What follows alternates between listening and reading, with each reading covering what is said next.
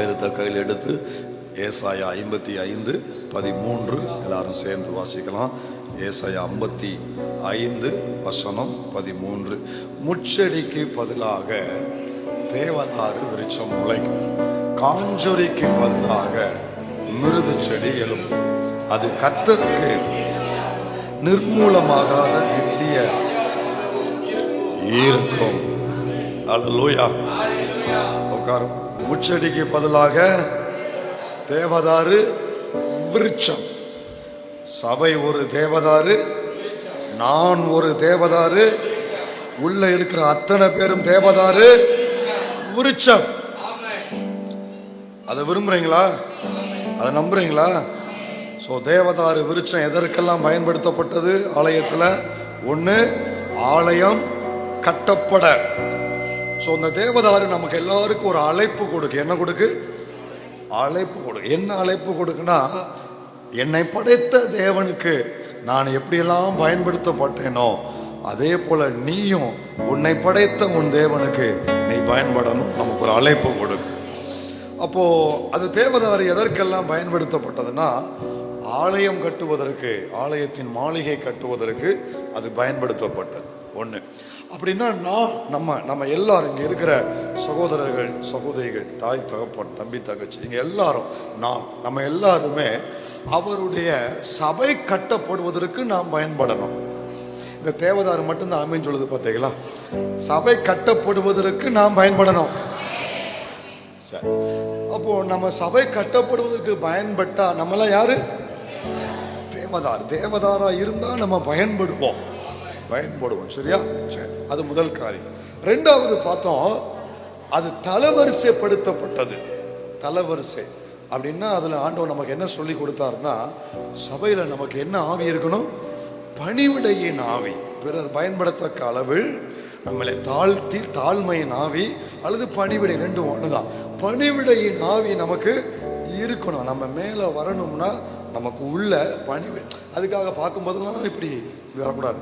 இந்த மகாராஜா மாளிகையில் ஒருத்தன் நிற்பான் பாருங்க, அந்த மாதிரி குமாஸ்தா மாதிரி இப்படி இருக்கக்கூடாது. பார்க்கும்போதெல்லாம் அது கேலி மாதிரி ஆயிரும், கிண்டல் பரியாசம் மாதிரி அப்படி இருக்கக்கூடாது. அதுக்கு பேர் மாய்மாலம். வெளிப்படையாக சிலர் வெளியில் இப்படி குப்புற குனியுவான், ஆனால் எப்படா நம்மளை காலி பண்ணலான்ட்டு குழியை தோண்டுவான். இந்த மாய்மாலமான தாழ்மைலாம் இருக்கக்கூடாது. உண்மையாகவே மனத்தாழ்மை அணிந்திருக்கணும். நம்ம பணிவிடை நாள் அது தெரியும், அது பார்த்தா தெரியும், அவங்க பேசுனா தெரியும், அவங்க செய்களை தெரியும். உங்களுக்கு கண்டுபிடிக்க தெரியாது, பார்த்தாலே நமக்கு தெரிஞ்சிடும் இது உண்மையிலேயே பணிவிடை ஆவியா இல்லது பம்மல் போடுற ஆவியா. என்னது? பணிவிடை ஆவியா? பம்மல்னா தெரியுமா? பம்மல் மைமாலத்துக்கு மதுரை லாங்குவேஜ் தான் பம்மல். புரியுதா உங்களுக்கு? இது பணிவிடை ஆவியா பம்மல் போடுற ஆவியா? காலேஜில் சில வாத்திமாரை ரொம்ப தாக்கல் இது பண்ணுவாங்க, காக்கா பிடிக்கிறதுக்கு பண்ணுவாங்க. அப்போ டே பம்மல் போடுறான்டா அப்படிம்பாங்க. அப்போ பம்மல்னா என்னன்னா, அது முத இந்த சென்னையில் பம்மல்னு ஒரு ஊர் இருக்குது, கேள்விப்பட்டிருக்கீங்களா? சென்னையில் இந்த பேரில் ஒரு ஊர் இருக்குங்க, மீஞ்சூர் இருக்கிற மாதிரி, அடையார் இருக்கிற மாதிரி, சைதாப்பட்டில் இருக்கிற மாதிரி பம்மல். எங்க சென்னையிலேருந்து வந்தவங்க யார் இருக்கீங்களா? அது சென்னைக்கு போயிட்டு வந்தவங்க யார் இருக்கீங்களா? நான் சொல்கிறது உண்மை தானே? இருக்குல்ல பிரதர்? நல்ல வேலை காப்பாற்றுனீங்கண்ணே. பம்மல். அங்கேருந்து ஒருத்தன் வந்தான், அங்கேருந்து காலேஜ் படிக்க வந்தான். அவன் எப்போ பாரு காலில் விழுற மாதிரியே தோத்திரம் போடுவான். அதுலேருந்து அந்த வார்த்தை வந்துச்சு பைபிள் காலேஜில். தோத்திரம் போட்டால் இப்படி போடணும், காலில் விழுற மாதிரியே. அவன் பக்கத்தில் வந்தாலும் எல்லாரும் ரெண்டு அடிப்பான், பயமா இருக்குடா அப்படிமா. அப்போ அவனை பார்த்தாலே பம்மல் வந்துட்டான் அப்படிம்பாங்க. அப்போ அந்த வார்த்தை மருவி இந்த மாய்மானம் பண்ணுறவங்களுக்கெல்லாம் என்ன பேர் வந்துச்சுன்னா பம்மல். அப்படித்தான் வந்துச்சு அந்த வார்த்தை, பம்மல் போடுறான்டா அப்படிம்பாங்க. அப்போ பணிவிடையின் ஆவி நமக்கு இருக்கணும். என்ன ஆவி இருக்கணும்? நம்ம எல்லாம் தலவரிசைப்படுத்தப்படணும். நம்ம ஒரு தேவதாரு, ஆலயம் கட்டணும், தலவரிசைப்படுத்தப்படணும். நம்பர் 3, 1 ராஜாக்கள் 6:34. அதன் 2 கதவுகளும் தேவதாரு பலகைகளால் செய்யப்பட்டிருந்தது. ஒரு கதவுக்கு 2 மடிப்பு பலகைகளும் மற்ற கதவுக்கு 2 மடிப்பு பலகைகளும் இருந்தது. சரி, போதும். அடுத்து இந்த தேவதாரு தேவனுடைய ஆலயத்துல எது செய்வதற்கு பயன்படுத்தப்பட்டதுங்க? Very good. கதவு செய்வதற்கு. கதவு எதால் செய்யப்பட்டிருக்கு? தேவதாரு விருட்சத்தினால். கதவு யார் வீட்டில் வச்சிருக்கீங்களா? தேவதாரு விருட்சம் பேர் எழுதி வச்சிருக்கோம் பாஸ்டர், தேவதாருன்னு என் கதவுல. அப்படியா? கவனிங்க, தேவதாரு விருட்சம் லீபனோன்ல இருந்து தேவதாரு விருட்சத்தை வெட்டி கொண்டு வந்து அதை இழைச்சு கதவா செஞ்சு அதை வாசல்ல கொண்டு வந்து வச்சாங்க. அப்போ இதுல நமக்கு என்ன சத்தியம் சொல்லப்படுகிறது அப்படின்னா, இப்போ கதவு எதற்கு பயன்பட்டது? வாசலுக்கு பயன்பட்டது. அப்போ இது இந்த வாசல் வழியாகத்தான் ஜனங்கள் ஆலயத்துக்குள்ள வருவாங்க. புரிஞ்சவங்க மட்டும் சொல்லுங்க. ஜனங்கள் எது வழியா வந்தீங்க? என்ன பாதி பேர் மேல இருந்து பொத்துருந்து அவன் திமிர்வாதக்காரனை கொண்டு வந்த மாதிரி உட்காந்துருக்கீங்க. எது வழியா வந்தீங்க? வாசல் வழியா தானே வந்தீங்க. சரி, அப்போ வாசல் நம்ம உள்ளே வருவதற்கு பயன்படுது. வாசல் வழியாக நம்ம உள்ள பிரவேசிக்கிறோம்.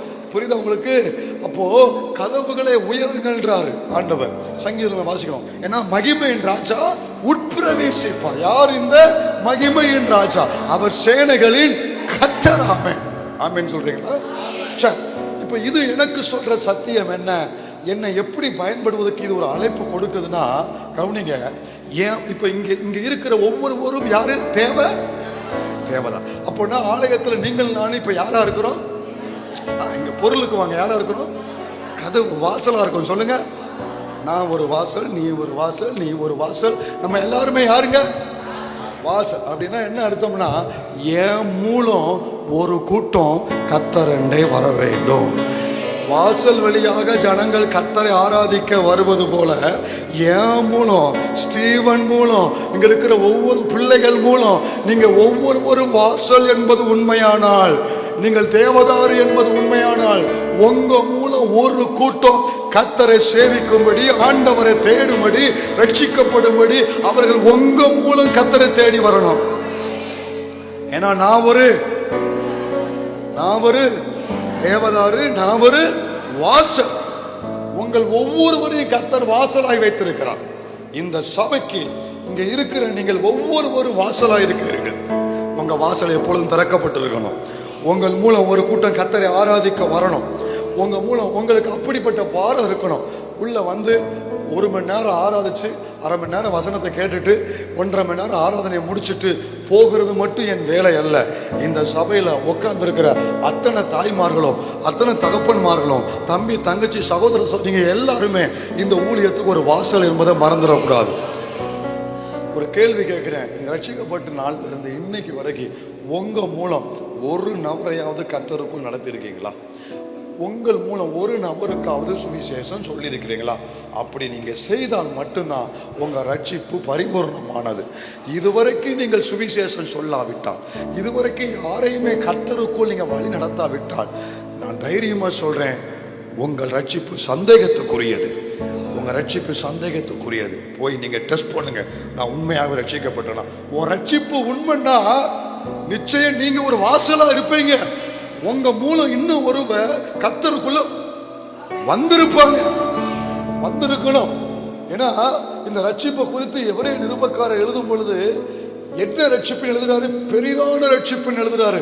4:2 நினைக்கிறேன், இல்ல 2:4. எபிரேயர் 2:4 பெரிதான ரட்சிப்பு. அங்க ஒரு பட்டியல் கொடுப்பாரு பாருங்க. எபிரேயர் 2:4 வாசி. அடையாளங்களினாலும் அற்புதங்களினாலும் பலவிதமான பலத்த செய்கைகளினாலும் வச்சு என்னங்க யாராவது ஒரு ஆள் முதல்ல மறுபடியும் வாசி. அடையாளங்களினாலும் அற்புதங்களினாலும் பலவிதமான பலத்த செய்கைகளினாலும் தம்முடைய சித்தத்தின்படி பகிர்ந்து கொடுத்த பரிசுத்த ஆவியின் வரங்களினாலும் தேவன் தாமே சாட்சி. எத்தனை வந்திருக்கு? 4 வந்திருக்கா? அடையாளம், அற்புதம், பலத்த செய்கை, பரிசுத்த ஆவியின் வரம். 4 வந்துருச்சாங்க. சரி, இப்ப 4 வந்திருக்கு. இந்த 4க்கு கொடுக்கப்படாத ஒரு வார்த்தை அடுத்தது கொடுக்கப்பட்டிருக்கு. வாசி. தேவன் தாமே சாட்சி கொடுத்ததுமாய் இருக்கிற இவ்வளவு பெரிதான ரட்சிப்பை குறித்து. என்னது? இவ்வளவு பெரிதான ரட்சிப்பை குறித்து. இன்னும் ஒரு முறை. இவ்வளவு பெரிதான ரட்சிப்பை குறித்து. என்ன வார்த்தை அங்க கொடுக்கப்படாத கொடுக்கப்பட்டிருக்கு? பெரிதான. கவனிங்க, அற்புதம் நமக்கு அவசியமா? சொல்லுங்க. அடையாளம் அவசியமா? பலத்தை செய்ய அவசியமா? அவசியம்தான் இல்லையா? பரிசுத்தத்தின் வரம் அவசியமா? அவசியம்தான். ஆனா இவைகளுக்கெல்லாம் இவ்வளவு பெரிதானுங்கிற வார்த்தை பயன்படுத்தப்படல. எதற்கு இவ்வளவு பெரிதான வார்த்தை பயன்படுத்தப்பட்டிருக்குன்னா, ரட்சிப்புக்கு மட்டும்தான் பெரிதான வார்த்தை பயன்படுத்தப்பட்டிருக்கு. உலகத்துல இருக்கிற ஐஸ்வர்யத்தை பார்க்கலும் அத்தனை மேன்மையை பார்க்கலும் ஒரு மனிதனுக்கு இருக்கிற பெரிய பாக்கியம் என்னன்னா தேவன் தருகிற ரட்சிப்பு என்னும் பாக்கியம் மட்டும்தான். ஏன்னா வசனம் தெளிவா சொல்லுது, ஒருவன் ரட்சிக்கப்படும் போது என்ன சம்பவம் நடக்குன்னா, ரட்சிக்கப்பட்டவங்களா கவனிங்க, நீங்க ரட்சிக்கப்படுறதுக்கு முந்தின நிமிஷம் வரைக்கும் உங்க டிராவல், உங்க பிரயாணம் நரகத்தை நோக்கி போய்கிட்டு இருந்திருக்கிறீங்க. அப்படித்தான் பைபிள் சொல்லு. நான் அப்புறம் வசனம் எடுத்து காமிக்கிறேன். யூதாவில் 22 வசனம் சொல்லுது. யூதா 22 வாசி. யூதா 22 வேகமா வாசி. அல்லாமலும் நீங்கள் பகுத்தறிவு உள்ளவர்களாய் இருந்து சிலருக்கு இரக்கம் பாராட்டி சிலரை அக்கினியிலிருந்து இழுத்து விட்டு, சிலரை அக்கினியிலிருந்து நிமிந்தன பாருங்க, அக்கினியிலிருந்து இழுத்து. அப்ப என்ன அர்த்தம்னா, நீங்க ரட்சிக்கப்படுகிற நிமிஷத்துக்கு முந்தின நிமிஷம் வரைக்கும் உங்களுடைய பயணம் ஒரு அக்கினியை நோக்கி போய் கொண்டிருந்தது. நரக கடலை நோக்கி, கடல் அக்கினி கடல் என்னும் நரகத்தை நோக்கி. எங்க உள்ள இருக்கீங்களா எல்லாரும்? நரகம் என்னும் அக்கினி கடலை நோக்கி உங்கள் பிரயாணம் போய்கொண்டே இருந்துச்சு. உங்களுக்கே தெரியல என்ன நடக்க போகுது, எங்க போய் சேர போறேன், உள்ள தள்ளப்பட போறேன், உங்களுக்கே தெரியல. அப்படி போய்கொண்டிருந்தோம். கர்த்தர் கிருபையாக, தயவாக, இரக்கத்தினால ஒரு நபரை எனக்காக வாசலாய் மாத்தினார். எனக்கு ஒரு நபரை வாசலாய் மாத்தினார். என்னை தேடி ஒரு தேவதார விருட்சம் என்கிற ஒரு வாசல் தேடி வந்தது. அவர்கள் என்னை இழுத்து கொண்டார்கள். உங்க ஊழியனாகிய இந்த ஸ்டீவனுக்கு வெள்ளையம்மா என்கிற ஒரு பாட்டியை கர்த்தர் வாசலாய் பயன்படுத்தினார். அந்த பாட்டி மட்டும் என் வாழ்க்கையில வரலன்னா இன்னைக்கு நான் உங்களுக்கு வந்திருக்க மாட்டேன், நான் இருந்திருக்கவே மாட்டேன். அந்த பாட்டிக்காய் கைகளை உயர்த்தி கர்த்தருக்கு ஸ்தோத்திரம் உண்டாகட்டும். இப்படி உங்கள் ஒவ்வொருவரையும் இழுத்து விடக்கூடிய ஒரு வாசலை கர்த்தர் உங்களுக்கு கொண்டு வந்தாரு பாருங்க. அவர்களை மறவாதீர்கள். அவர்களுக்காக கர்த்தருக்கு நன்றி சொல்ல மறவாதீர்கள். அந்த வாசல் என் வாழ்க்கையில் வந்தனால தான் என் வாழ்க்கை உருப்பட்டது. நான் தப்பிச்சிருக்கேங்க. கை கால் உடைவு முறிவிலிருந்து தப்பிக்கல, அக்கினியிலிருந்து நான் தப்பு வைக்கப்பட்டிருக்கிறேன். அக்கினி கடலுக்கு நான் தப்பு வைக்கப்பட்டிருக்கிறேன். அப்போ நீங்கள் ஒரு நபருக்கு வாசலாய் மாறும் பொழுது, ஒரு நபர் இயேசுவை விசுவாசியாத ஒரு மனிதன் அவன் எங்க நோக்கி போறான்னா, அவன் அனுதினமும் அங்க இருக்கு. அந்த சவர் தான் நரகம்னா அவன் அனுதினமும் நரகத்தை நோக்கி ஸ்டெப் வச்சுக்கிட்டே போறான். இப்போ நீங்க ஒரு நபருக்கு சுவிசேஷம் சொல்லி இயேசுவுக்கு நடத்துறீங்கன்னா, அந்த மனிதனை நரகத்திலிருந்து நீங்க தப்பு வைக்கிறீங்கன்னா, இது எவ்வளவு பெரிய பாக்கியம் தெரியுமா? எவ்வளவு பெரிய பாக்கியம் தெரியுமா? அது வாலிப தம்பி, நீ சேர்ந்து ஊரை சுத்துறையில ஒரு நண்பர்கள் கூட அவன் நரகத்துக்கு போறதுக்கு நீ காரணமா இருக்காத. பாப்பா, தங்கச்சி, நீ கூட சேர்ந்து உனக்கு தோழிகள் நிறைய இருக்கிறாங்கள, அரட்டை அடிக்க பேசி விளையாட இருக்கிறாங்களே, அவங்க நரகத்துக்கு போக நீ காரணமா இருக்காத.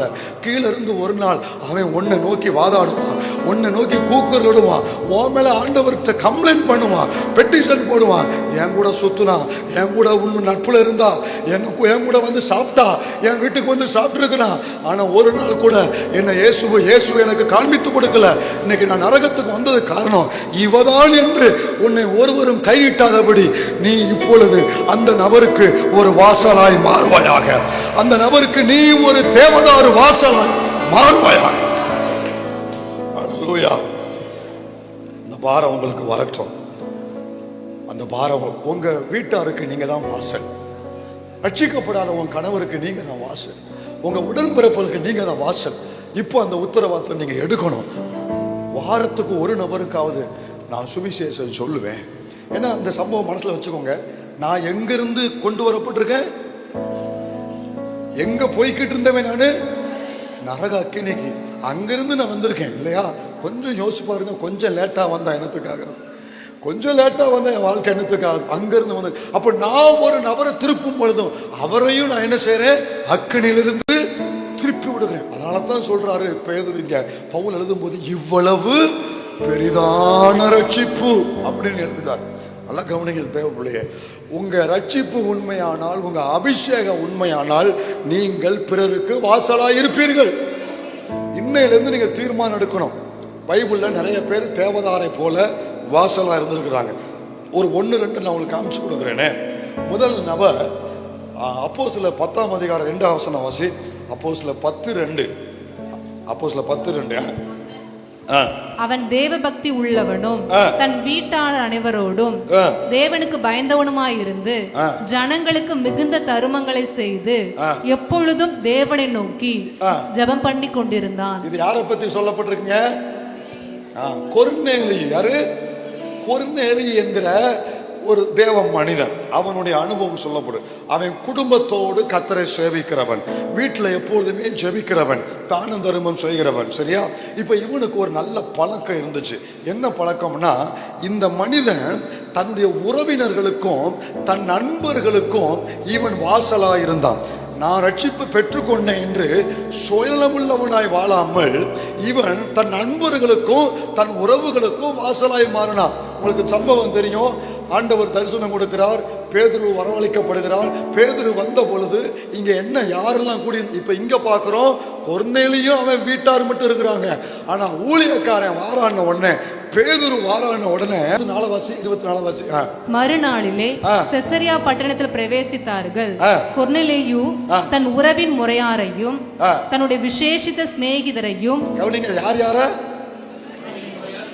உறவின் முறையார், அடுத்து இந்த வரல ரிலேஷன், யாரு? அப்புறம் ஃப்ரெண்ட்ஸ். இந்த ரெண்டு பேர் யாருக்கு வராட்டாலும் இவங்க 2 பேரும் கண்டிப்பா வருவாங்க. ஏன்னா இவங்க 2 பேரும் உன்கிட்ட வந்து சாப்பிட்டுருப்பாங்க. கண்டிப்பா நீ அவன் வீட்டில் போய் சாப்பிட்டுருப்பேன். நான் சொல்றது புரியுதா?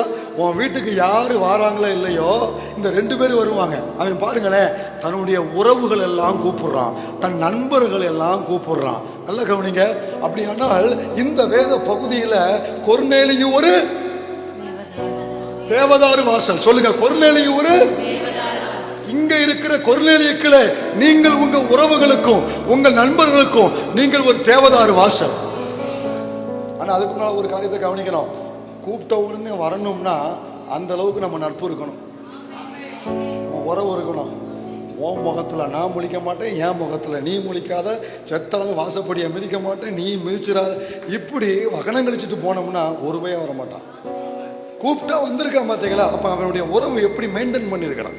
நல்ல நட்புகளை சொல்லுங்க, நல்ல நட்புகளை அதை கோடிடணும், அதை ஹைலைட் பண்ண. நல்ல நட்புகள் சொல்லுங்க, நல்ல உறவுகள், அதை இழந்துடக்கூடாது. புரியுதா உங்களுக்கு? கண்டாமுன்னான்னு ஒன்று இருக்கும், போகிற திசை தெரியாம போகும், பாவத்தை தண்ணீர், அதை விட்டு விலகிடணும். ஆனா நல்ல நட்புகள், நல்ல உறவுகள், இதை நம்ம பாதுகாக்க தெரியணும், மெயின்டைன் பண்ண தெரியணும். அவரோடு நல்ல ஐக்கியம் இருக்கணும். பார்த்தா சிரிக்கணும், பார்த்தா காசு கொடுத்தாலும் சிரிக்க மாட்டான், பார்த்தா சிரிக்கணும், சிரிச்சா சிரிக்கணும். பிரைஸ்லாம், பிரைஸ்லாம், பிரைஸ்லாம், பிரைஸ்லாம். பார்த்தா சிரிக்கணும், நல்லா இருக்கீங்களான்னு கேட்கணும். அப்பப்ப ஒரு போனை போட்டு என்ன செய்யணும், எல்லா பிள்ளைங்க நல்லா பரீட்சை எழுதியிருக்காங்களா, அப்பப்ப எப்பயாவது அவசியப்பட்டா. சிலருக்கு அதெல்லாம் சொல்லி கொடுக்க வேண்டியிருக்கு. நம்ம ஐயா இப்போதான் பெருமூச்சு விட்டு இப்போதான் கொஞ்சம் சரி பண்ணி வச்சிருக்கேன், பாசு பிரசங்கத்தை கேட்டு ஆரம்பிச்சிடக்கூடாது அப்படிங்கிற மாதிரி வேற விதமாக போயிடக்கூடாது. நான் சொல்றதெல்லாம் ஊழியத்தினுடைய நோக்கத்தை மையமா வச்சு ஒரு ஆளை ஆதாயப்படுத்தினோம்னா முதல்ல அவங்களுடைய நட்பு சரியா இருந்தா தான் நம்ம சொல்றதை கேட்பாங்க. அப்படிதானே? உங்களுக்கு தானே? அவங்களுக்கு நல்ல ஐக்கியம் இருக்கணும். பஸ்ல ஏறுறீங்க, பஸ்ல ஏறினவுடனே ஒரு ஆள் சுவிசேஷம் சொல்லணும்னு முடிவு பண்ணிட்டீங்கன்னா நீங்க என்ன செய்யணும்னா அவனுக்கு நீங்க நல்ல இடம் கொடுத்து நல்லா உட்காருங்கன்னு விடணும். அவளையும் தள்ளி வெளியே தள்ளிடக்கூடாது. எப்படி எங்க வந்து உட்காந்து சொல்லி பேக்க தூக்கி வச்சிருது. யாராவது நின்றுக்கிட்டு இருந்தா உட்காருங்கண்ணே, உட்காருங்கக்கா, அவங்க சீட்டை கொடுத்து அல்லது நீங்க கொஞ்சம் தள்ளி உட்காந்து அவங்களுக்கு இதுதான் நட்பு. சுவிசேஷத்தில் இது ஒரு மிக முக்கிய ரிலேஷன்ஷிப்பை ஏற்படுத்தினா தான் நம்ம காஸ்புல கொண்டு போகவே முடியும். சொல்றது புரியுதா உங்களுக்கு? அப்போ உன் பிறந்த நாளுக்கு நீ இவளுக்கு கேட்க ஊட்டி, இவ பிறந்த நாளுக்கு இவ உனக்கு கேட்க ஊட்டி, என்ன பிரயோஜனம்? மாத்தி மாத்தி ஊட்டிக்கிட்டே இருங்க. இன்னைக்கு நம்ம நம்ம நம்ம வட்டாரத்துக்கு இத்தனை நடக்கு. நம்ம வெட்டிக்கிட்டே வந்துட்டா பிரியாணி, பிறந்த நாள் வந்துட்டா கேக்கு. இப்ப வெளியெல்லாம் போக வேண்டாம், உள்ளே ஆட்களுக்கு கத்தருக்கு தோத்துறோம். அதனால நம்மளே மாத்தி மாத்தி நம்மளே ஊட்டிக்கிட்டு இருந்தா, அதாவது சொன்னா உனக்கு திரும்ப யாரால செய்ய முடியாத அவனுக்கு நீ செய். உங்களுக்கெல்லாம் புரியாத நான் சொல்றது? நம்ம திரும்ப நம்ம ஒருத்தனுக்கு செய்யணும்னா அவனால திரும்ப நமக்கு செய்ய முடியாத அவனுக்கு தான் நம்ம செய்யணும். அதுதான் பரலோகத்தின் பார்வையில விலை உயர்ந்தது.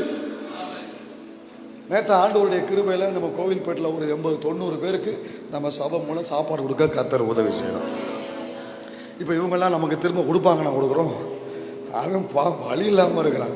அப்போ இதெல்லாம் ஆண்டோடைய பார்வையில் விலையேற பெற்ற ஊழியம். உங்கள் இப்போ நீங்கள் யாரெல்லாம் என் உறவுகளுக்கு, என் நண்பர்களுக்கு வாசலாக இருக்க விரும்புகிறேன், கை வைத்தவங்களுக்கு ஒரு ஐடியா சொல்லித்தாரேன். விரும்புகிறீங்களா? உங்கள் உறவு ரட்சிக்கப்பட விரும்புகிறீங்களா? ஒன்று செய்யுங்க. வெட்டிங் டே இந்த மாதம் வருதா? பேர்த்டே இந்த மாதம் வருதா? பார்ட்டிகள்லாம் கை வைத்தது.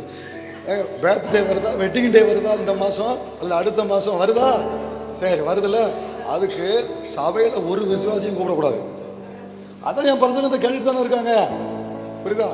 ரட்சிக்கப்படாத உங்க உறவுகள், ரட்சிக்கப்படாத உங்க நண்பர்கள், ரட்சிக்கப்படாத பக்கத்து வீட்டுக்காரங்க, நீங்க ஹவுஸ் ஓனரா இருந்தா உங்க வீட்டுல ஒரு 4-5 வீடு வாடகைக்கு விட்டுருந்தீங்கன்னா அங்க குடி இருக்கிறவங்க, அல்லது நீங்க வாடகைக்கு இருக்கிறீங்கன்னா உங்க ஹவுஸ் ஓனர், உங்க கூட படிக்கிற, உங்களுக்கு டியூஷன் எடுக்கிற, இப்படிப்பட்டதெல்லாம் கொஞ்சம் பிறக்குனீங்கன்னா குறைஞ்சது ஒரு 15 பேராவது தேர்வாங்க எல்லார் குடும்பத்தும். 10-15 கூட திரட்ட முடியலன்னா இத்தனை வருஷம் நான் வாழ்ந்து, புரியுதா? கண்டிப்பா தேருவாங்க. அவங்களெல்லாம் ஒன்று சேர்த்து இன்னைக்கு எங்களுக்கு பிறந்த நாள், எங்களுக்கு திருமண நாள், எங்க வீட்டுக்கு வாங்க அப்படின்னு இந்த பேதுருவை கூப்பிடுறோம். இந்த 5 பேருக்காய் கர்த்தருக்கு தோத்துறோம். இந்த பேதுருவை கூப்பிடணும். நீ கொர்நேலியுவா இருந்தா பேதுருவை தேடுவேன், என்கிட்ட கேட்டுட்டு கூப்பிடு. நான் எங்கேயாவது இருக்கும் போது நீ கூப்பிட்டு இருக்காது. புரியுதா? கூப்பிட்டு கவனிங்க, ஒரு சாப்பாடு ரெடி பண்ணுங்க, அல்லது ஒரு பிஸ்கட்டு ஒரு டீயாவது ரெடி பண்ணுங்க. இது முடியாதா? இல்லாட்டா வாங்க, நான் வாங்கி தரேன், அதையாவது கொடுங்க அவங்களுக்கு. அந்த ஒரு ஜபமோ ஒரே 10 நிமிஷம் சுவிசேஷம் சொன்னா பரலோகம் பார்வையில் எவ்வளவு விலையேறப்பட்டது தெரியுமா? அப்படின்னா நீங்க யாரா மாறுறீங்க? ஒரு வாசலாய் மாறுகிறீர்கள். புரியுதா தம்பி? புரியுதா தம்பி? எனக்கெல்லாம் கேக் கொண்டு வர வேண்டாம். புரியுதா உனக்கு? எனக்கோ இங்க இருக்கிற யாரும் கேட்கல. உன் பிறந்த நாள் நான் ஏற்கனவே சொல்லியிருக்கேன். உனக்கு பிறந்த நாள்னா நீ பைபிளை வாங்கி கொடு. 4 பேருக்கு பைபிளை வாங்கி கொடு. கொஞ்சம் காசு அதிகமா இருந்தா ஒரு 50 பேருக்கு ஏழைகளுக்கு சாப்பாடு போடு. இன்னும் கொஞ்சம் அதிகமா இருந்தா அடுத்த மாசம் 100 பேருக்கு கோவில்பேட்டில் உள்ளவங்களுக்கு சாப்பாடு போடு. அப்படி திரும்ப எனக்கு உறவு எங்கிருந்து வராதோ அந்த ஊழியத்தை நம்ம செய்யணும்பா. இதுதான் நீ வாசல் என்பதற்கு அடையாளம். அப்படிப்பட்ட பாரம் இந்த சபையில் இருக்கிற பச்சை பிள்ளைகள் இருந்து 3 மாசம் பிள்ளையில இருந்து 3 வயசு பிள்ளையில இருந்து முதியோர் வரைக்கும் நான் ஒரு வாசல் என்கிற உணர்வும் அப்படிப்பட்ட செயலும் இந்த சபையில உருவாகணும். நமக்கு முன்னால வாழ்ந்தவங்க அப்படி இருந்தனால நம்ம இன்னைக்கு ரட்சிக்கப்பட்டிருக்கிறோம். இன்னைக்கு நம்ம கர்த்தருடைய ஆலயத்துல வந்து ஆராதிக்கிறோம். எல்லாருமே சொல்லணுமா அவர்கள் வாழ்க்கை முக்கியம் வாழ்ந்தா நம்ம வந்திருப்போமா? யோசித்து பாருங்க. இப்போ அந்திரையா ஆண்டவற்ற வாரான். யார் வரா? அந்திரையா வந்தான். அந்திரையா யாருக்கு வாசலா மாறினா? பேதுருவுக்கு வாசலா மாறினான். அவன் உடனே பேதுருவை போய் கூப்பிடுற, பேதுரு வா, ஆண்டவர் வந்திருக்காரு. இப்ப அந்திரையா பேதுருவுக்கு வாசலா மாறினதுனால தான் சபை கட்டப்படுவதற்கு கர்த்தருக்கு ஒரு ஊழியக்காரன் கிடைச்சான். ஆண்டவர் பிலிப்பு அழைக்காரு, பிலிப்பு என்னை பின்பற்றுவான். இந்த பிலிப்பு யாருக்கு வாசலா மாறினா? நாத்தான் வேலுக்கு வாசலாய் மாறினான். இந்த பிலிப்பு என்ன பண்றான்? நாத்தான் வேலை கூப்பிடுறான். அப்ப அந்திரையா பேதுருவுக்கு வாசல், பிலிப்பு நாத்தான் வேலுக்கு வாசல். இங்க உள்ளயும் அந்திரையாக்கள் உள்ள உட்கார்ந்து இருக்கிறீங்க, பிலிப்புக்கள் உள்ள உட்கார்ந்து இருக்கிறீங்க. நீங்கள் அத்தனை பேரும் ஒரு வாசலாய் மாறணும். வாலிப தம்பி, வாலிப தங்கச்சி, சுவிசேஷ பாரமோ ஆத்தும பாரமோ உதட்டுல இருக்க கூடாது, ரத்தத்தில் இருக்கணும். எங்க இருக்கணும்? அந்த இடத்துல சூழ்நிலையெல்லாம் பார்க்க கூடாது, என்ன எதிர்ப்போர் அதெல்லாம் பார்க்க கூடாது, என்ன வந்தாலும் பரவாயில்ல. அந்த இடத்துல யாரை பார்த்தாலும் உனக்குள்ள ஆட்டோமேட்டிக்கா. மார்னிங்ல ஃபர்ஸ்ட் சர்வீஸ்ல ஒரு உதாரணம் சொன்னேன். ஒரு சகோதரியுடைய சாட்சியை நான் படித்தேன். கர்த்தருக்கு ஸ்தோத்திரம். அவங்க பேர் வந்து லாரா, சிஸ்டர் லாரா. அந்த சிஸ்டர் லாராவுக்கு சுவிசேஷம் பாரம் அதிகம் உண்டு. யாரை பார்த்தாலும் சுவிசேஷம் சொல்லக்கூடிய கிருபை அவங்களுக்கு உண்டு. ஒரு ஆளை பார்த்துட்டாங்கன்னா ஹவ் ஆர் யூ அப்படின்னு அவங்கள விசாரிச்சுட்டு அவங்க முதல்ல எப்படி ஆரம்பிப்பாங்கன்னா, அவங்க சொல்லுவாங்க மை நேம் இஸ் லாரா அப்படின்னு ஆரம்பிச்சுட்டு அடுத்து ஒரு கேள்வி கேட்பாங்க. அவங்க அடுத்து அவங்கள பார்த்த உடனே do you know the meaning of Easter அப்படின்னு ஆரம்பிப்பாங்க. அதாவது ஈஸ்டர் என்கிற வார்த்தையோட அர்த்தம் உங்களுக்கு தெரியுமா அப்படின்னு அவங்க எழுதுனதை நான் சொல்றேன். அவங்க அந்த வார்த்தையை பயன்படுத்துவாங்க. அவங்க சொல்லுவாங்க my name is Laura, do you know the meaning of Easter? Easter அப்படின்னு அவங்களுக்கு என்னன்னு தெரியுமா அப்படின்னு வழக்கமாக ஆரம்பிப்பாங்க. முதல்ல தன் பேரை சொல்லுவாங்க, அடுத்து எதை ஆரம்பிப்பாங்க? Do you know the meaning of Easter அப்படின்னு ஆரம்பிப்பாங்க. அப்படி ஆரம்பிச்ச உடனே அவங்க தெரியாதும்பாங்க. அந்த சூழ்நிலையை பயன்படுத்தி அவர்கள் இயேசுவை பற்றி அவர் ஏன் வந்தார், எதுக்கு வந்தார், என்ன பண்ணார், மரித்தார், ரத்தம் சிந்தினார், உயிர் தெழுந்தார், பரமேறி போயிருக்கிறார், அதுதான் உயிர், அதுதான் ஈஸ்டர்னு சொல்லி மறுபடியும் வரப்போறாங்க. சுவிசேஷம் முழுவதையும் சொல்லி முடிப்பாங்க. இப்படி சுவிசேஷம் சொல்லப்பட்டு அநேக ரட்சிக்கப்பட்டார்கள் அந்த சகோதரி மூலம். ஒரு குறிப்பிட்ட நாளில் அவங்க வியாதிப்பட்டாங்க, ஆஸ்பத்திரிக்கு போனாங்க, டாக்டர் செக்அப் பண்ணாங்க, டாக்டர் ரூமுக்கு வரவழைக்கப்பட்டாங்க. உள்ளே போன உடனே டாக்டர் கேட்டார், அந்த அம்மாவுக்கு ஏற்கனவே ஒரு பழக்கம் உண்டு, யாரை பார்த்தாலும் தன் பேரை முதல்ல சொல்லுவாங்க. என்ன சொல்லுவாங்க? My name is Laura, do you know the meaning of Easter. இப்போ உள்ளே போனோடனே டாக்டர் உங்கள் பேர் என்னன்னு கேட்குறாங்க. உடனே இந்த அம்மா மை நேம் இஸ் லாரா. டாக்டரை பார்த்து do you know the meaning of Easter அப்படின்ன உடனே ஏமா நான் ஒரு விசுவாசி தான் அப்படின்னாரா. உடனே அந்த அம்மாவுக்கு செக்அப் பண்ணி ஒரு வயிற்றுல ஒரு பெரிய கட்டி இருந்திருக்கு, அந்த கட்டிக்கான ட்ரீட்மெண்ட் போய்கிட்டு இருக்கு. இந்த அம்மா கொஞ்ச நாள் கழித்து அதே ஆஸ்பத்திரியில் அட்மிட் பண்ணப்பட்டிருக்கிறான். அட்மிட் பண்ணப்பட்ட உடனே அங்கே இருக்கிற எல்லா நர்ஸுகளையும் பார்த்து சுவிசேஷம் சொல்லிக்கிட்டே இருப்பாங்க. Do you know my name is sister, my name is Laura, do you know the meaning of Easter அப்படின்னு ஆரம்பித்து எல்லாருக்கும் சுவிசேஷம் சொல்லி எல்லா அநேகர் அதில் இயேசுவை ஏற்றுக்கொண்டவர்கள் உண்டு. அதில் ஒரு குறிப்பிட்ட நர்ஸு உண்டு. அந்த குறிப்பிட்ட நர்ஸு அந்த சகோதரியை இப்படி எல்லாருக்கும் சுவிசேஷம் சொல்லுகிறா என்று கேள்விப்பட்டு அந்த சகோதரியை பார்ப்பதை தவிர்த்து விட்டே வந்தாள். போய் பார்க்கறதே இல்லை, கடினமாக நடந்து கொண்டான். ஒரு குறிப்பிட்ட நாளில் அந்த லாரா சிஸ்டருக்கு அந்த வியாதி முத்தி கிட்டத்தட்ட மரண ஸ்டேஜ் வந்துருச்சு. அப்படி ஒரு நாள் இரவு அந்த கடினமாக இருந்த கிளாடி என்கிற ஒரு நர்ஸு, அவன் கடினமாக இருந்த ஒரு நாட்களில் அந்த இரவு சொன்னேன் பாருங்க, கடைசி இரவு, அந்த இரவு என்று இந்த நர்ஸு தான் அந்த சிஸ்டருக்கு மருந்து கொடுக்க வேண்டிய ஒரு சூழ்நிலை வந்துச்சு. மருந்து கொண்டு போய் கொடுத்த உடனே இது கையை பிடிச்சிட்டு இது சொல்லுது, my name is Laura, do you know the meaning of Easter அப்படின்ன உடனே அதுக்கு சுவிசேஷம் சொல்லி இயேசுவை நம்புங்க அப்படின்னு சொன்னோன்னே அது கடினமாக கொஞ்சம் நடந்து கொண்டு நான் நாளைக்கு உங்களை பார்க்குறேன் அது சொல்லும் பொழுதே அது மூலம் கர்த்தர் நிறைய ப்ராபெசி வார்த்தைகளை, அது வாழ்க்கைக்கு சம்பந்தப்பட்ட வார்த்தைகளை கர்த்தர் பேசுகிறார். உடனே முடிந்தது, அது டியூட்டி முடிஞ்சு அது வீட்டுக்கு போயிட்டு அன்னைக்கு இரவு அந்த சகோதரியை கர்த்தர் விடலை. சுவிசேஷம் கேட்டு போன அந்த இரவு தேவன் கிரியை செய்ய ஆரம்பித்தான். நான் நட்டேன் அப்போலோ நீர் பாய்ச்சினா விளைய செய்கிறவரோ தேவன். நீங்க சொல்லுங்க, ஒரு ஆள் மூலம் கர்த்தர் நீர் பாய்ச்சுவாரு, தேவன் கிரியை செய்வாரு. ரட்சிப்பு கர்த்தருடையதான், நம்ம யாரையும் கொண்டு வர முடியாது. சொல்ல வேண்டியது மட்டும்தான் நம்ம கடமை. வாசலா இருப்போம், உள்ள கொண்டு வர்றது கர்த்தர். அந்த இரவு அந்த சகோதரியை கர்த்தர் பலமாக இடைப்பட்டா என்கவுண்டர் பண்ணா. அந்த சகோதரியை ஒப்பு கொடுத்து இயேசுவை ஏற்றுக்கொண்டு மறுநாள் ஒரு பொக்கையை கையில் வைத்து அந்த சிஸ்டர் லாராவை பார்த்து தேங்க்ஸ் பண்ணுறதுக்காக அந்த ரூமுக்கு, ஹாஸ்பிட்டலில் அந்த ரூமுக்கு வந்தான். உள்ளே வந்தால் ரூமு காலியாக இருந்துச்சு, ஆள் இல்லை. அந்த டியூட்டி நர்ஸை கூப்பிட்டு எங்கே இருந்த மேடம் அப்படின்னு கேட்டப்போ அவங்க சாரி நைட்டே அவங்க மறித்து போயிட்டாங்க, பாடியை கொண்டு போயிட்டாங்க அப்படின்ன உடனே அந்த இடத்துலையே அது அப்படியே கண்ணீர் விட்டு அழுது அது ஒரு தீர்மானம் பண்ணுச்சு. அது தீர்மானம் பண்ணிட்டு என்ன செஞ்சு தெரியுமா, அதே நேரத்தில் அந்த ஊழியத்தை இது ஆரம்பிச்சிச்சு. My name is Glady, do you know the meaning of Easter.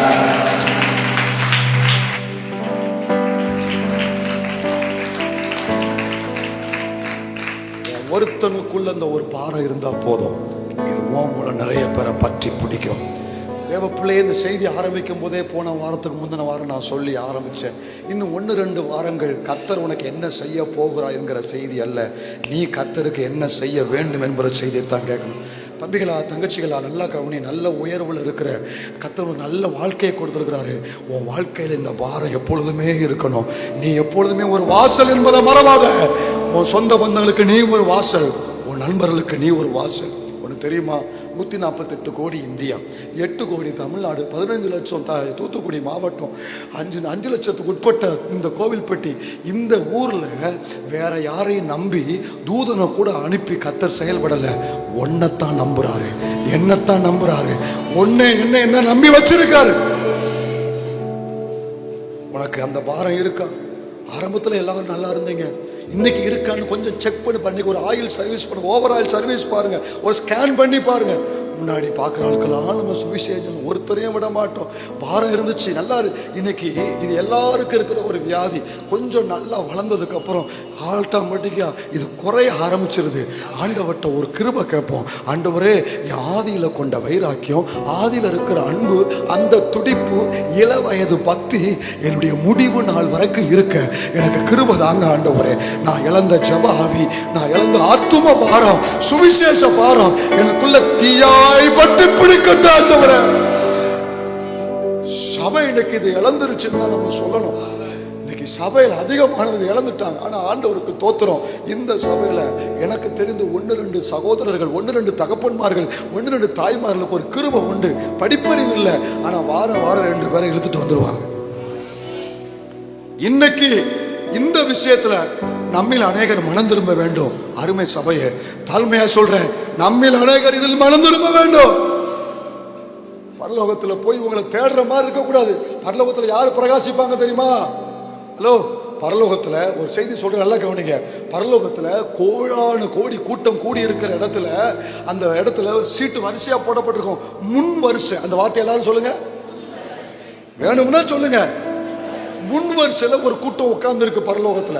அவங்க ரொம்ப பிரகாசமா இருக்கிறாங்க. அவங்க ரொம்ப, ஒரு தூதன் ஓடி வந்து கேட்கிறாரு, இவங்க எல்லாம் யாரு, எங்க இருந்து வந்திருக்கிறாங்க அப்படின்னு உடனே இன்னொரு தூதன் சொல்றாரு, இவங்க வேற யாரும் இல்ல, இந்தியாவுல தென் தமிழகத்துல தூத்துக்குடி மாவட்டத்துல கோவில்பட்டியில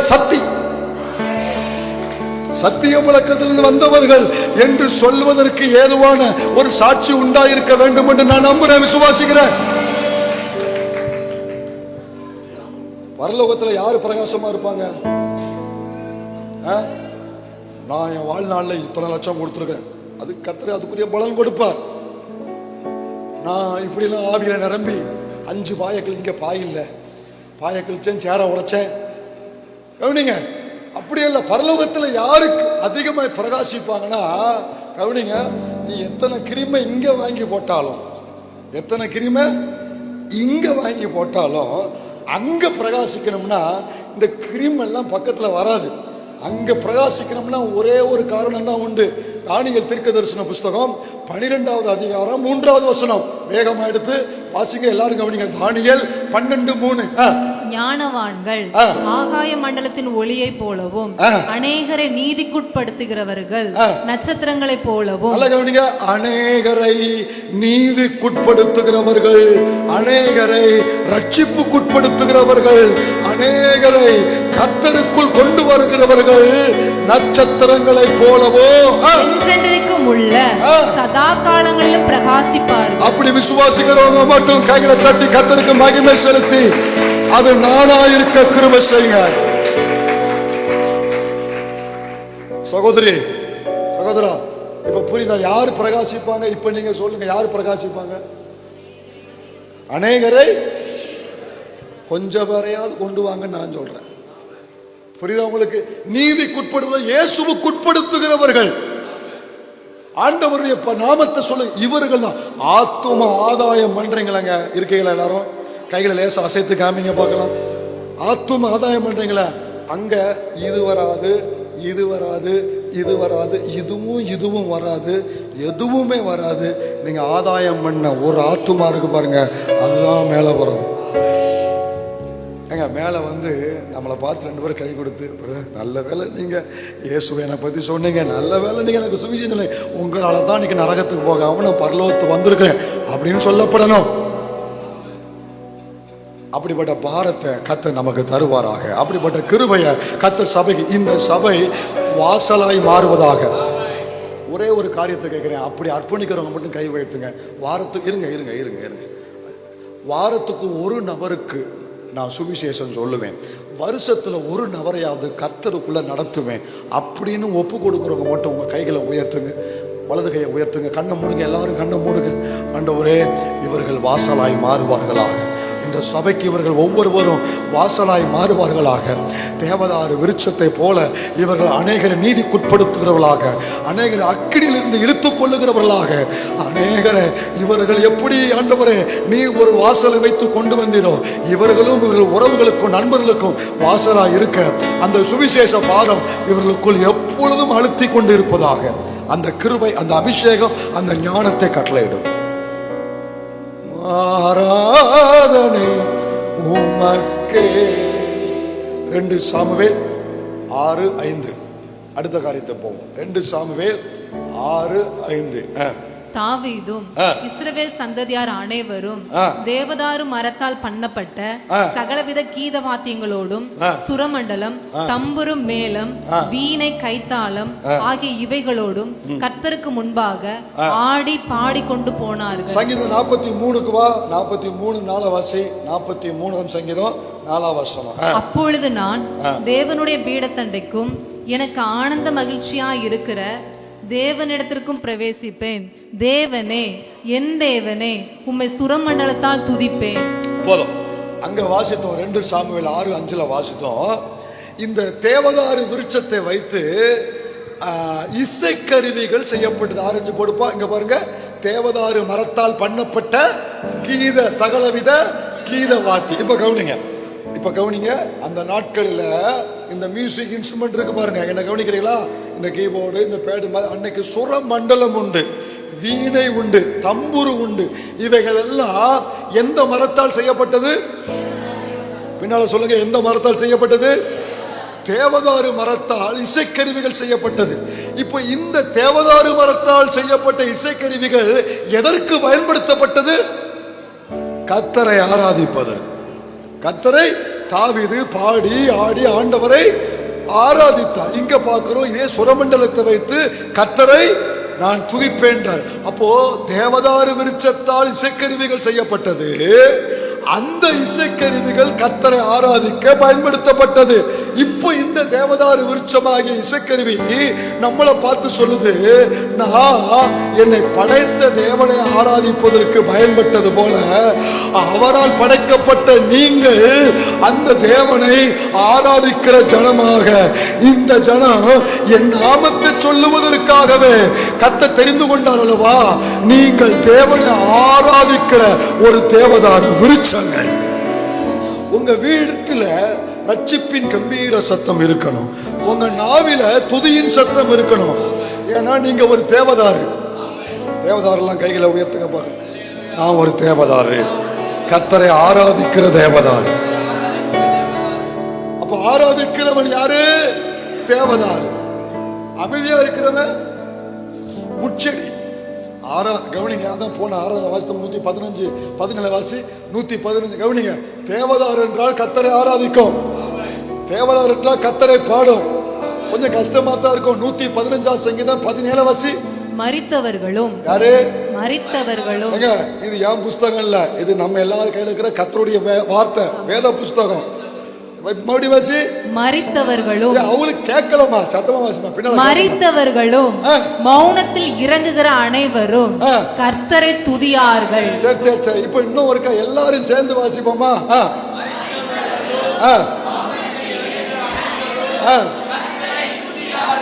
கவனிங்க, ஆராதனைக்குள்ள வாரீங்க, வந்து உங்க சேர்ல உட்காடுறீங்க, ஃபேனை போடுறீங்க, ஏசிக்கு நேரம் உட்காடுறீங்க. சரியா?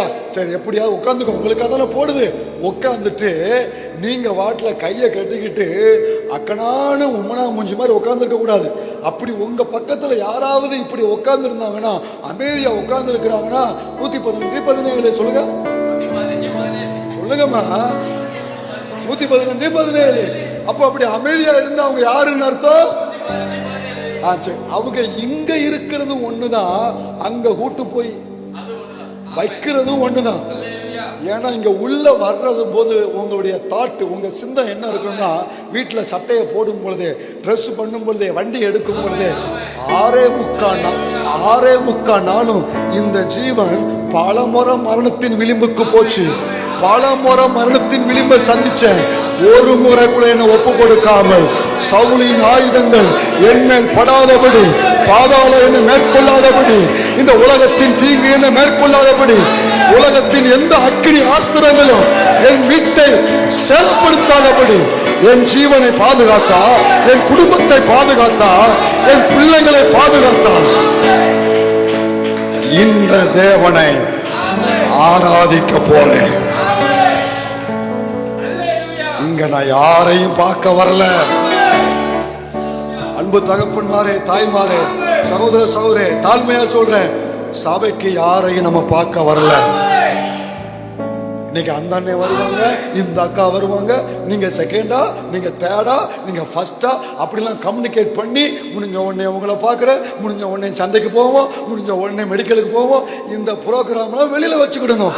உள்ள வரும் பொழுது எனக்கா ஏற்கனவே ஜீவனை கொடுத்து என் ஜீவனை மரணத்துக்கு தப்புவித்து என் குடும்பத்தை பாதுகாத்த என் ரட்சகரை கொஞ்ச நேரம் ஆராதிக்க போறேன். நான் உங்களுக்கு ஒரு சின்ன சத்தியத்தை சொல்லி தட்டு நான் முடிச்சிருந்தேன். சரியா? நீங்க உங்க மொழியில உங்களுக்கு எனக்கு புரியுது, நான் முடிச்சிருந்தேன். கவனிங்க, எல்லாருக்கும் தெரிஞ்ச ஒரு சங்கீதம் 100வது சங்கீதம். எந்த சங்கீதம்? 100வது. அந்த 100வது சங்கீதத்துல நம்ம ஏன் கர்த்தரை ஆராதிக்கணும்னு சொல்றேன், ஆராதிச்சா என்ன நடக்குன்னு சொல்றேன். 100வது சங்கீதத்தை முதல் வசனம் வாசி.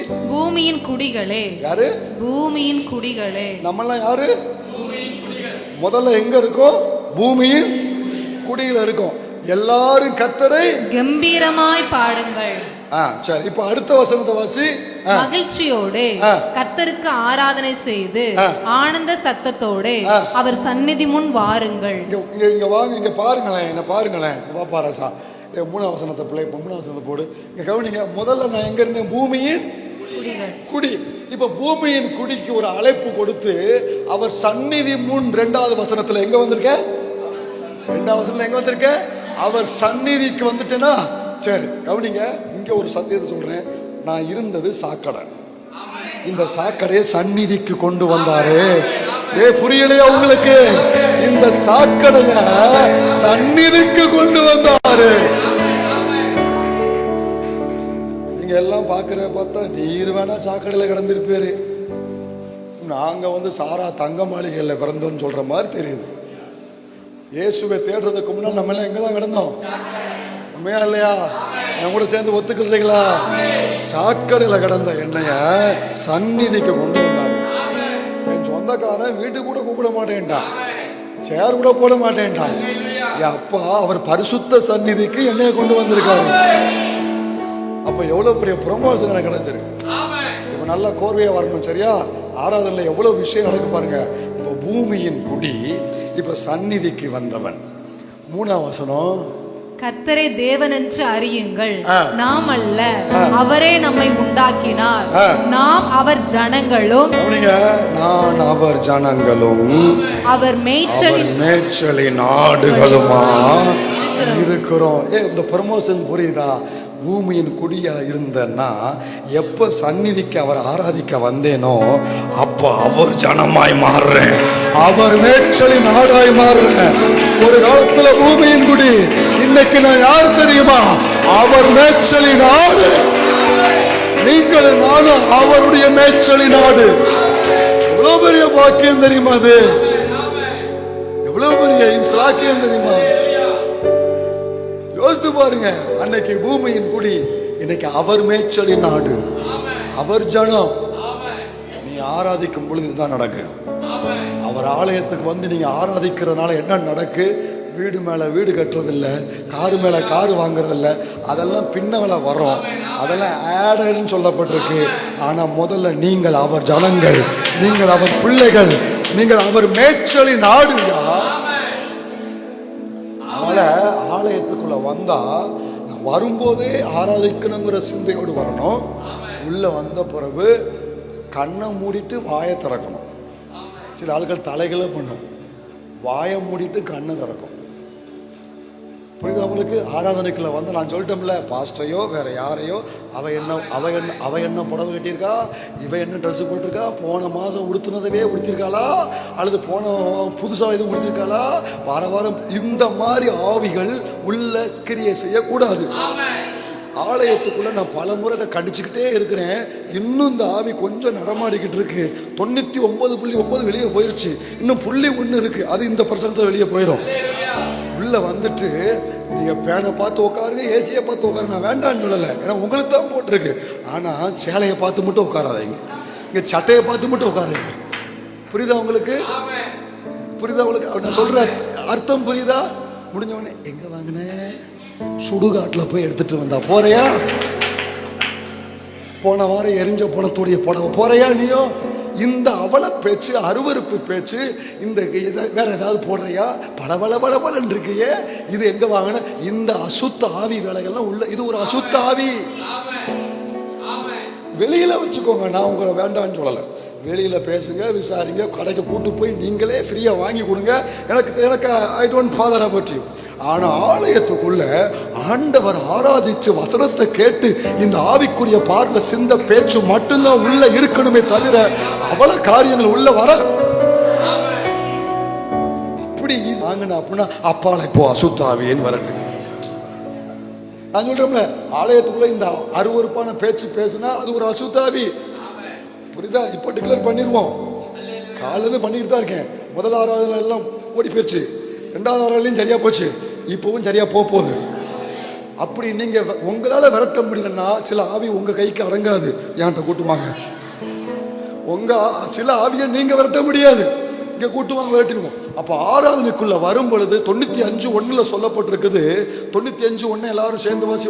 95:1 கர்த்தரை கம்பீரமாய் பாடி, கைகளை அசைத்து ராமன் சொல்லுங்க. கர்த்தரை கம்பீரமாய் பாடி நம்முடைய ரட்சண்ய கண்மலையை சங்கீர்த்தனம் பண்ணக்கடவோம் வாருங்கள். அப்ப உள்ள எதுக்கு வரோம் தெரியுமா?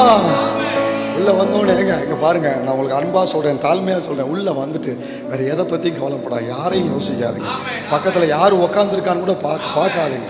புரியுதா? உங்களை மறந்து ஆராதிங்க, உங்களை மறந்து ஆராதிங்க.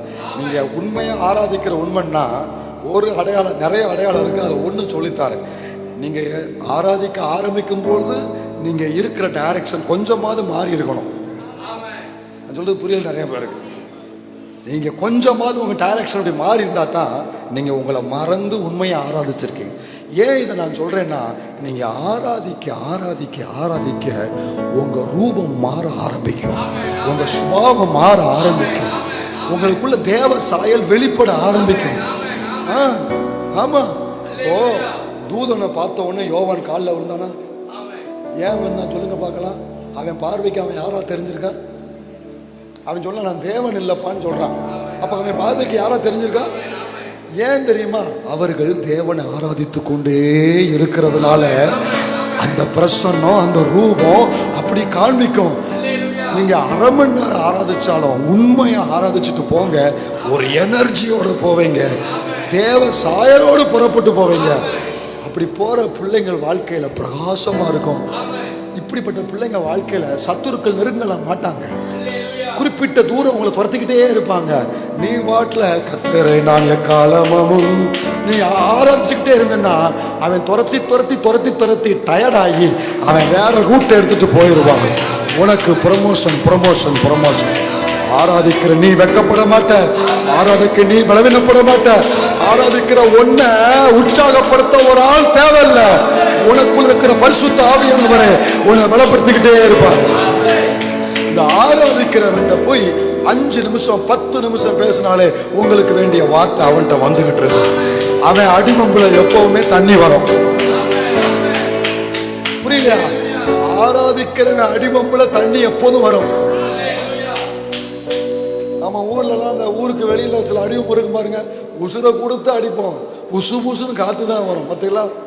அந்த மாதிரி சில பம்பு உள்ள இருக்கு, என்ன அடிச்சாலும் சரி அப்படியே கிடக்கும். ஆனா சில பம்பு அப்படி லேசா வச்சாலும் குப்பு குப்பு குப்பு குப்பு குப்புன்னு வரும். ஆராதிக்கிற பம்புல தண்ணி எப்போதும் வந்துகிட்டே இருக்கும். ஆராதிப்போமா? முழங்கால் போடுவோமா? ஆராதிக்கிறவன் எல்லைக்குள்ள எந்த ஆயுதமும் உள்ள வர முடியாதுமா. ஏன்னா உன்னை சுத்தில அக்னி மதில் இருக்கும்.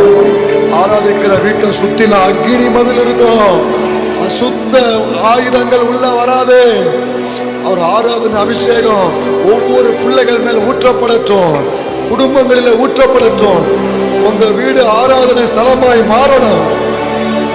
நீதிமான் கூடாரத்துல சண்டையின் சத்தம் இல்ல, ரட்சிப்பின் கம்பீர சத்தம். ஒரு ஆராதனை அபிஷேகம் எங்களுக்கு வேணும்பா. ஆராதிக்கிறவருக்கு விடுதலை உண்டு, ஆராதிக்கிற பிள்ளைக்கு உயர்வு உண்டு. நீ கர்த்தரை பிரியப்படுத்துற பிள்ளையா மாறுவ.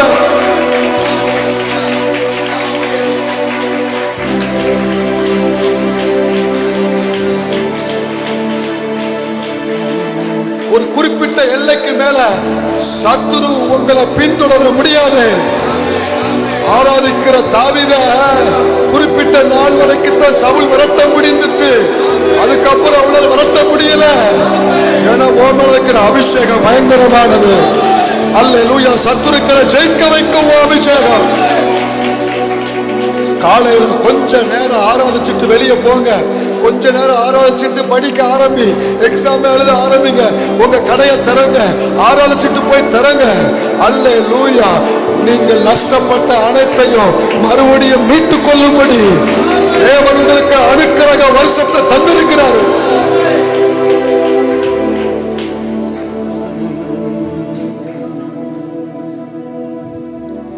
எப்போதுமே என் உள்ளத்துல நன்றி உணர்வு இருக்கணுங்க. ஒரு மனுஷன் ஒரு சின்ன உதவியை செஞ்சதுக்கு அவனுக்கு நம்ம பார்க்கும் போதெல்லாம் அவனுக்கு நன்றியா இருக்கணும் நம்ம நினைக்கிறோமே. இந்த தேவன் நமக்கு எவ்வளவு பெரிய காரியத்தை நமக்கு செஞ்சிருக்கிறாரு பாருங்க. கொஞ்சம் உங்க பின்னணியத்தை, உங்களுடைய உங்க கடந்த காலத்துல உங்களுக்கு மட்டுமே தெரிந்ததை கொஞ்சம் மனசுல வச்சுட்டு இப்படிப்பட்டவனை ஜீவனோடு வச்சிருக்கிறாரு, பாதுகாத்திருக்கிறாரு, தைரியமா அவர் சமூகத்தை கொண்டு வந்திருக்கிறார், என்னையுமே பயன்படுத்துறாரு, இப்பயும் என்னையும் பயன்படுத்துறாருன்னா எவ்வளவு என் மேல தயவு வச்ச இந்த தேவனை நான் எப்படி ஆராதிக்காம இருக்கிறது? என் ஜீவன் உள்ள மட்டும் ஒரு பொருத்தனை பண்ணுங்க. என் ஜீவன் உள்ள மட்டும் உமது நாமத்தை சொல்லி நான் கையெடுப்பேன் ஆண்டவரே. அந்த கிருபை எனக்கு தாங்கப்பா. நாங்கள் ஒரு தேவதார் என்பதை மறவாதபடி இந்த அனுபவங்கள் கேட்கிற ஒவ்வொரு சத்தியமும் இந்த சபையில ஒவ்வொரு வாழ்விலும் குடும்பத்தில் அனுபவங்களாய் மாறட்டும். கிருபை தந்ததுக்காய் நன்றி. அர்ப்பணித்த பிள்ளைகளை ஆசீர்வதி. வந்த ஒவ்வொருவரையும் குடும்பங்களையும் அவர்கள் வேலைகள் இந்த வாரம் செய்கிற எல்லா பிரயாசங்கள் பிசினஸ் பிரயாணங்களை ஆசீர்வதித்து தாரும் ஆண்டவரே. இந்த வாரம் இருக்கிற ஊழியங்கள் ஜெபங்கள் அனைத்தையும் எங்களுக்கு ஆசீர்வதித்து தாரும். நீர் பெருக நாங்கள் சிறுகிறோம். இயேசுவின் நாமத்தில் ஜெபிக்கிறோம் எங்க நல்ல பிதாவே.